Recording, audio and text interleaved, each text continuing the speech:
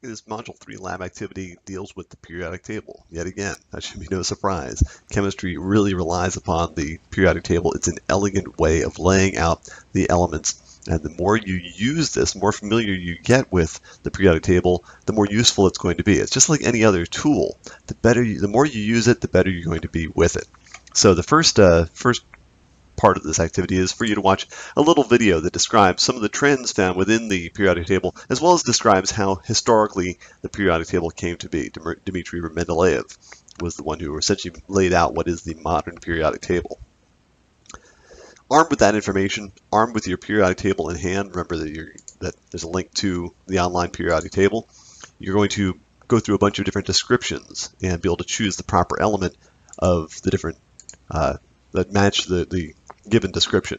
That's in question 1. Question 2, a similar thing. In question 3, you're asked to write or at least identify the molecular formula that goes with a particular molecular name, or vice versa. If you're given the formula, tell the name.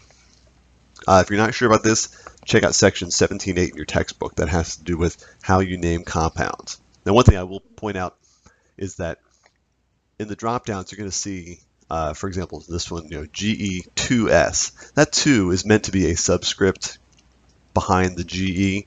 Unfortunately, the formatting doesn't allow for that to happen.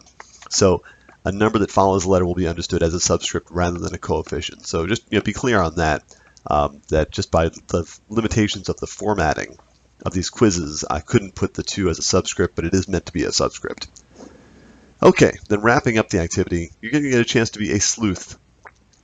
You can create your own periodic table. In fact, you may want to print this one out that has groups 1, 2, 13, 14, 15, 16, 17, and 18. So it's essentially a periodic table like this one, except for we're ripping out those transition metals. So we're essentially just dealing with the first 4 periods, and then the groups we're dealing with are numbers 1, 2, 13, 14, 15, 16, 17, and 18. And notice that these elements don't have your normal element abbreviations. They're labeled as certain letters, U and P and B and F, and notice that you've got a bunch of different clues as far as where these different letters should be placed in our periodic table. Another hint that we have is that the following sets of elements belong together in groups, so like Z, R, and D. Those all should be in the same group. Not necessarily in that order, but they should be in the same group. P, S, I, F should all be in the same group. J, X, B, E should be in the same group. L, H, T should all be in the same group, not necessarily in that order.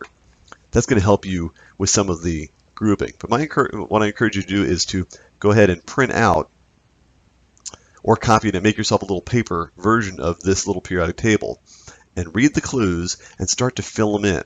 So use the clues to determine where these different letters should be placed in your periodic table. Once you've sketched it out, once you've done a rough draft of it, then in questions 4, 5, 6, 7, 8, 9, 10, and 11, you're going to put your answers in group by group. So when you have your thing filled out as a rough draft, now from group 1, that first column, in period 1, which letter is going to fit that location? Okay. Group 1, period 2, which element goes there? And that's how you do it. So that's how you're going to essentially fill out your periodic table column by column from your rough draft. So happy sleuthing.